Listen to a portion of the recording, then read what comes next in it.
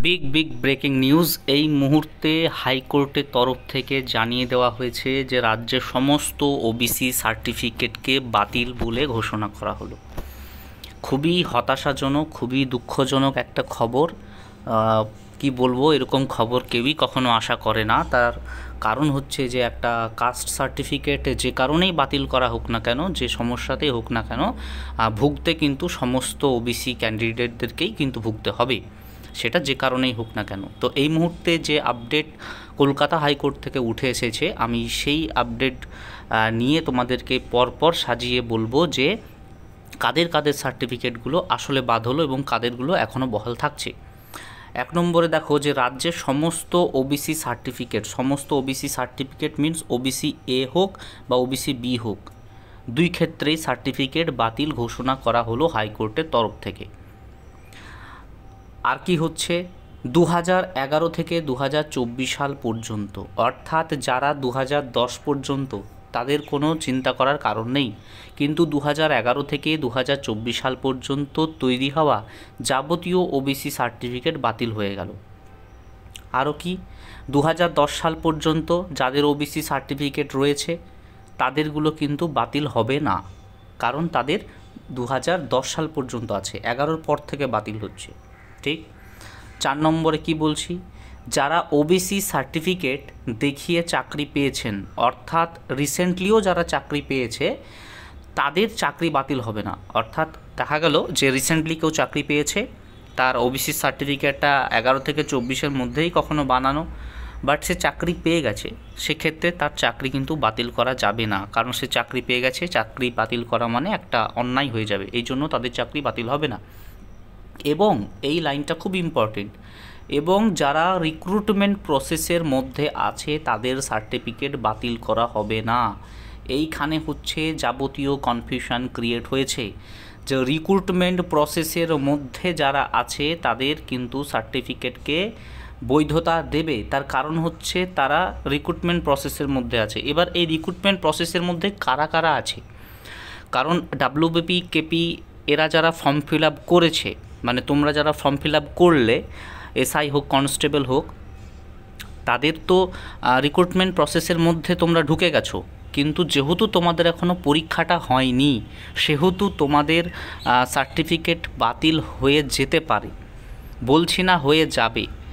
আমার মনে হচ্ছে যে রিক্রুটমেন্ট প্রসেসের মধ্যে যারা আছে, মিনস হয় এক্সাম হয়ে গেছে যাদের, বা যাদের হয়তো ইন্টারভিউ বাকি আছে, মানে এইরকম, মানে কোনো একটা স্টেপ পার করেছে, আমার এরকম মনে হচ্ছে। মানে এই জায়গাটা কিন্তু ক্লিয়ার নয়, কিন্তু আমার মনে হচ্ছে যে রিক্রুটমেন্ট প্রসেসের মধ্যে আছে, মানে কি, মানে একটা এক্সাম হয়েছে বা ইন্টারভিউ বাকি আছে বা কিছু একটা হয়েছে। মানে রিক্রুটমেন্ট প্রসেসের মধ্যে থাকা মানে কি, মানে তুমি বোর্ডের আয়োজন করা কোনো একটা পরীক্ষা দিয়ে দিয়েছো, এমন কিন্তু এখনও ঘটেনি, প্রিলিমিনারিও হয়নি, মেন হয়নি, কিচ্ছু হয়নি, মাঠ হয়নি, কিচ্ছু হয়নি। অর্থাৎ ডাব্লিউবিপি, কেপি ক্যান্ডিডেটদের সার্টিফিকেট হয়তো বাতিল হয়ে যেতে পারে, এটা আমার ব্যক্তিগত মতামত। এটা নিয়ে তোমরা এখন কেউ ঘাবড়িও না, ঠিক আছে?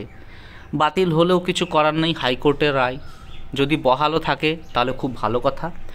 পিআরবি থেকে একটা নোটিফিকেশান আসবে, যেহেতু হাইকোর্ট রায় দিয়েছে, তাই পিআরবিরও একটা নৈতিক দায়িত্ব, তার একটা নোটিফিকেশান দিয়ে জানিয়ে দেবে যে যারা অ্যাপ্লাই করেছে তাদের সার্টিফিকেট থাকছে কি থাকছে না, তারা জানিয়ে দেবে।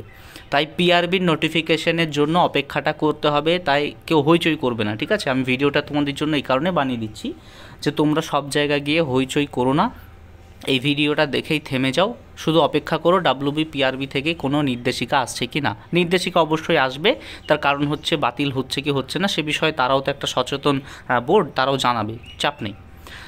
তবে বলতে চাইছে যে রিক্রুটমেন্ট প্রসেসের মধ্যে যারা আছে তারা প্রায় সমস্ত প্রসেস যেহেতু এগিয়ে গেছে বা যাচ্ছে, তাই তাদেরটা বাতিল হবে না এমন বলেছে। বাকিটা আমাদের কিন্তু ডাব্লিউবি পিআরবির অফিসিয়াল ওয়েবসাইটে নজর রাখতে হবে, আর সেখান থেকে কিছু জানানো হলে আমি তোমাদেরকে জানিয়ে দেবো, ঠিক আছে? তার জন্য তোমাদেরকে যে কাজটা করতে হবে সেটা হচ্ছে টেলিগ্রাম চ্যানেলে তোমাদের যুক্ত থাকতে হবে, যেখানে আমি সমস্ত রকম আপডেট প্রোভাইড করি।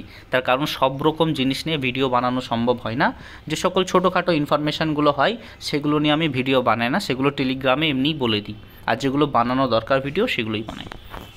নেক্সট আর কি, যারা এসবের বাইরে ফ্রেশ ক্যান্ডিডেট, মানে ধরো এখনও কোনো চাকরির পরীক্ষাতে পাশ করেনি বা কোনো প্রসেসের মধ্যে নেই, ঠিক আছে, এখন ফ্রেশ, বা কখনো পরীক্ষা দিয়ে হয়তো ব্যর্থ ট্যার্থ হয়েছে, কিন্তু তাদেরকেও আমি ফ্রেশ বলছি, মানে যেহেতু তারা রিক্রুটমেন্ট প্রসেসের মধ্যে নেই, ফ্রেশ, তারা এই সার্টিফিকেট দেখিয়ে আর কোথাও অ্যাপ্লাই করতে পারবে না।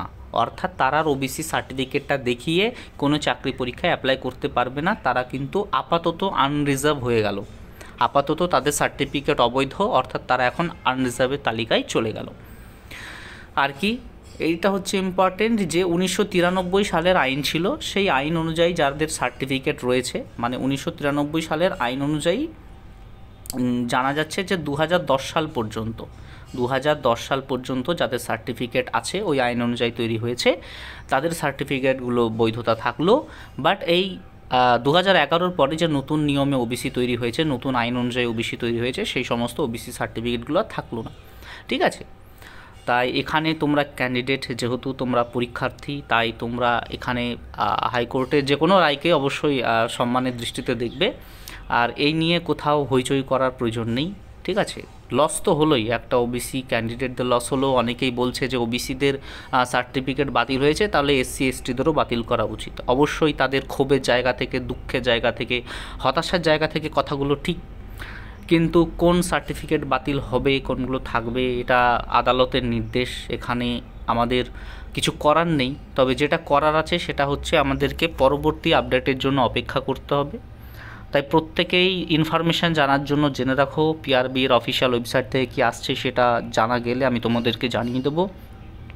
আর পড়াশোনাটা তোমরা করতে থাকো, এই সমস্ত জিনিসগুলো এই মানে প্রিপারেশন ফেজে আসবে, প্রবলেম ক্রিয়েট করবে, মাথায় সমস্যা তৈরি করবে, মানসিক চাপ সৃষ্টি করবে, বাট তোমরা তোমাদের লক্ষ্য থেকে কখনো কিন্তু পথভ্রষ্ট হবে না। তোমাদের যে প্রিপারেশন সেটা তোমরা চালিয়ে যাবে। এই সমস্ত বিষয়গুলো হতে থাকবে, কিছু করার নেই, কারণ এখন একটা সাধারণ ছেলে বা মেয়ে হয়ে তুমি কী আর করবে বলো। এখন প্রতিবাদ করো, যাই করো, সব কিছু করতেই পারো, কিন্তু তবু প্রিপারেশনটা বজায় রেখে। যাই হোক, ভিডিওটা এই পর্যন্তই থাকলো। আর যদি এই রিগার্ডিং কারো কিছু জানার থাকে ডেফিনেটলি কমেন্ট করবে, আমার জানার মধ্য থেকে আমি তোমাদেরকে রিপ্লাই দেওয়ার চেষ্টা করব। তার কারণ দেখো, এখনও ডিটেলসে কিন্তু কোনো কাগজ হাতে পাইনি, যতটুকু সংবাদ মাধ্যমে জানা গেছে তার ভিত্তিতেই বললাম। এরপরও যদি কিছু জানা যায় সেটুকু আমি তোমাদের আপডেট দিয়ে দেবো। আপাতত ভিডিওটা এই পর্যন্তই, দেখা হচ্ছে পরবর্তী আবার কোনো দুর্দান্ত ভিডিওতে।